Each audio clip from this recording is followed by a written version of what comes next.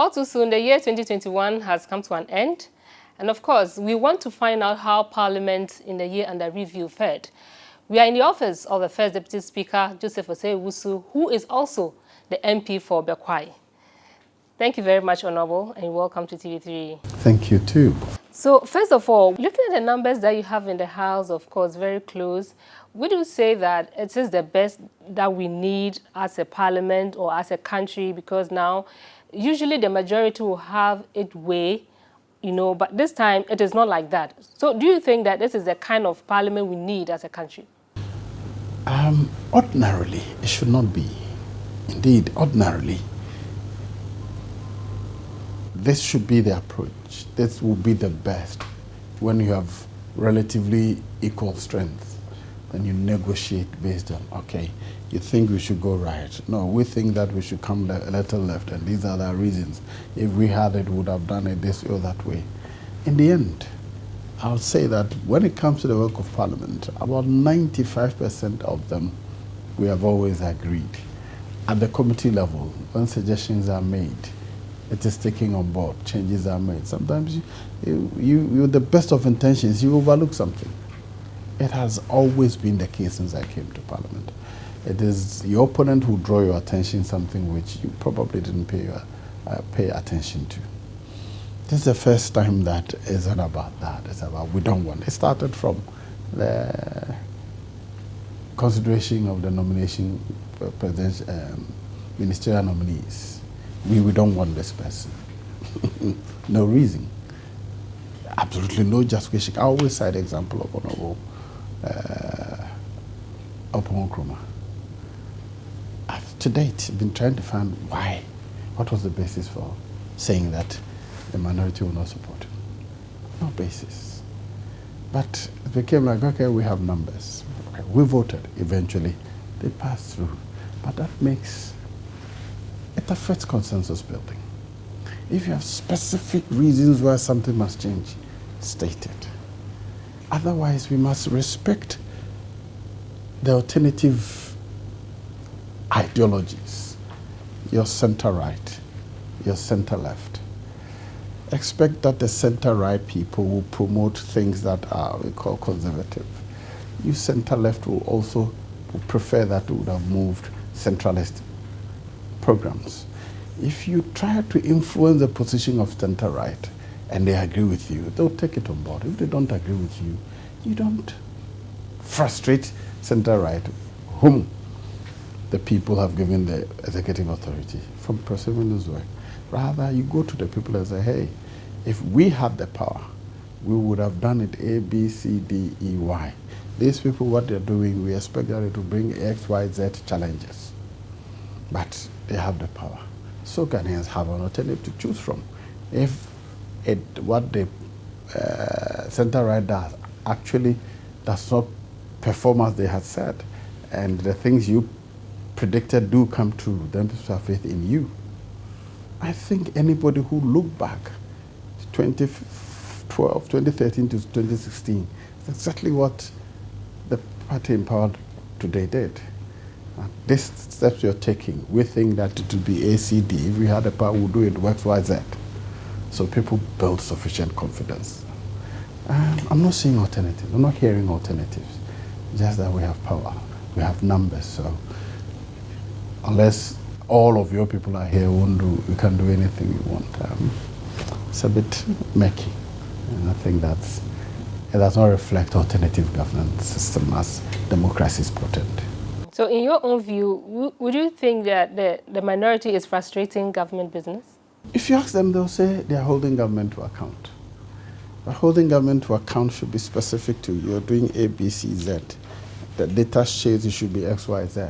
That is accounting for policies and implementation. But when it's a new thing, then the alternative should be your goal. That what you're proposing, I don't agree with it. Can you do it A, B, C? There's a no. Okay. They say they won't accept our proposal. We would have done it X, Y, Z. So Ghanaians, next, give us the opportunity. I'm not hearing that. So rather is, okay, we have counted, we've seen that not all your members are here. So we will not let you implement what you bring. That, in my view, is not proposing alternative governments. And that's where the shortfall, in my view, is. It looks like most Ghanaians are now beginning to have confidence in this particular parliament. Lots of people are now petitioning parliament to look into matters and all that. There have always been petitions. Many of them, the speakers have declined to deal with them because they thought that they do not fall within the purview of parliament. You'll be right to say that this is the first time the speaker has admitted petitions on matters which strongly, if you head the majority leader at the time, strongly that these are matters which fall within the purview of the executive or the judiciary. Why do you take it here? Actually, in the petitions before us, all they are in respect of implementations of laws which Parliament itself have passed. So people are not happy with the way the law has been implemented. It's not out of place for them to come to the lawmaker themselves to say that we think that this law you pass is not intended for ABCD. It's being used rather to do ABCD. You must listen and give, if indeed that's probably, if it means reviewing the law, if it means providing further clarification, we make recommendations to the House or to the Court. Yes, so in that respect, we have had about 2 critical petitions put before Parliament. But otherwise,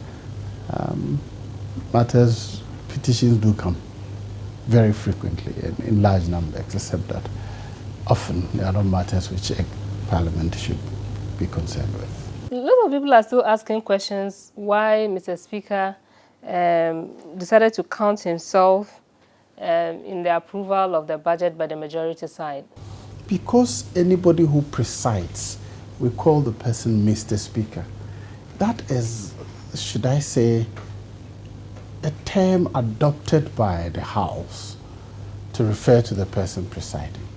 But the Speaker is the Speaker created by the Constitution in Article 95.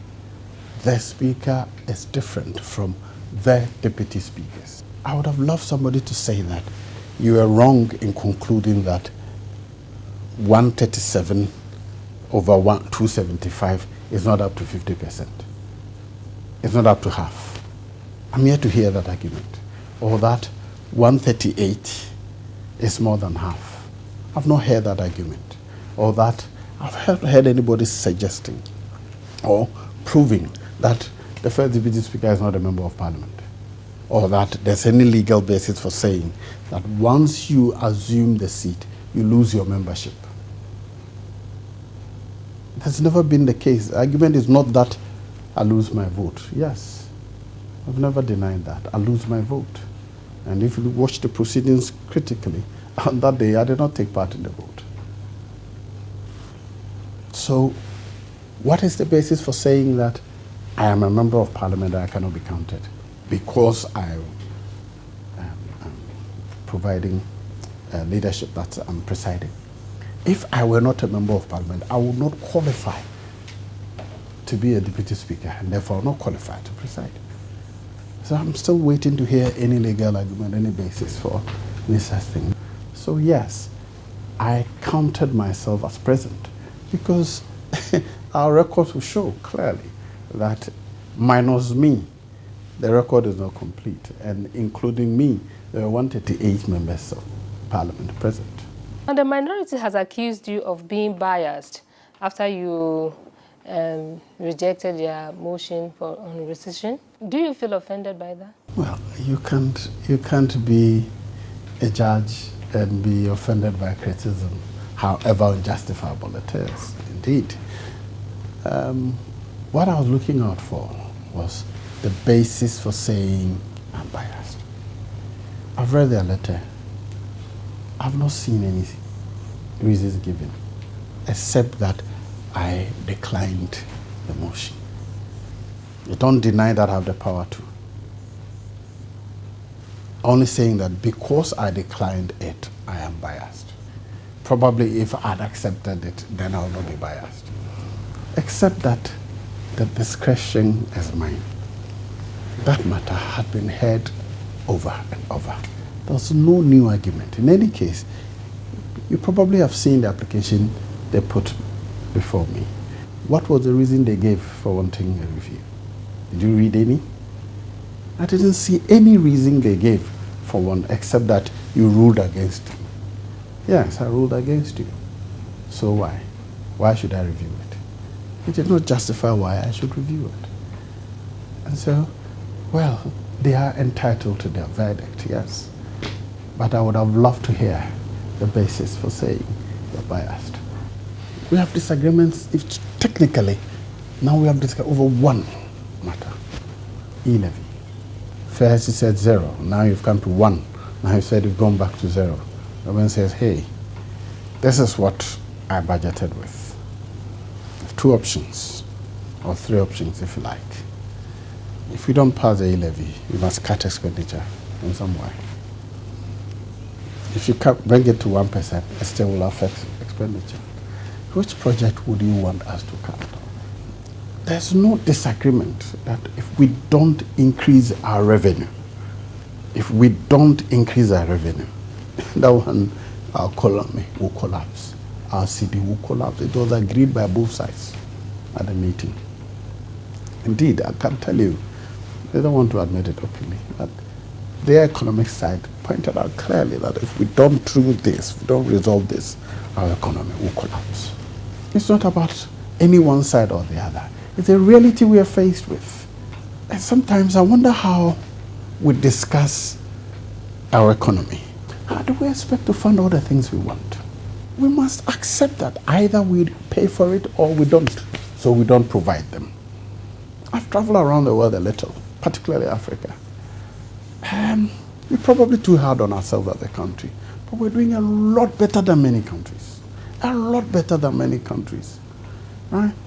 We can do a lot more. If you look at the programs we have in the budget, anybody thinks that we don't need any of those programs, people can bring your petition that, for example, we think that culvert is not necessary. Cut it out. So all the money that would have gone to culvert, remove it, take it out from this tax or that tax. We complain that taxes are too much. But frankly, are we paying enough? If we're to be honest, each one of us, the wealth we have, if all of them were on record, the properties we own, each one of us, if all of them were on record, would we be paying as little as we're paying? 2022, what should we be expecting from Parliament? And do we come back with the same kind of things? Or what should we be expecting? We are called Majority Caucus because there are 138 of us, including the independent member who are signed to do business with. So if on any day we cannot marshal our numbers and the Minority Caucus is not willing to work in consensus, we should expect that. Indeed, we are in this circumstance because not all members come to the chamber. Of course, if you are in the majority, you have that handicap because some of you have also become ministers and deputy ministers. That is by law. My final question would be, is Parliament getting stronger or weaker? The Parliament I witnessed before I joined in was a lot more vibrant in providing advocacy, showing intellectual depth than we have today. It appears to me that the populism is gaining upper hand over intellectual depth in our Parliament. There are very few people debating based on issues, speaking to the matter, the things that matter. Very few of us. Too many of us are doing populist things, showing demonstrations so that we'll be on Facebook and so on.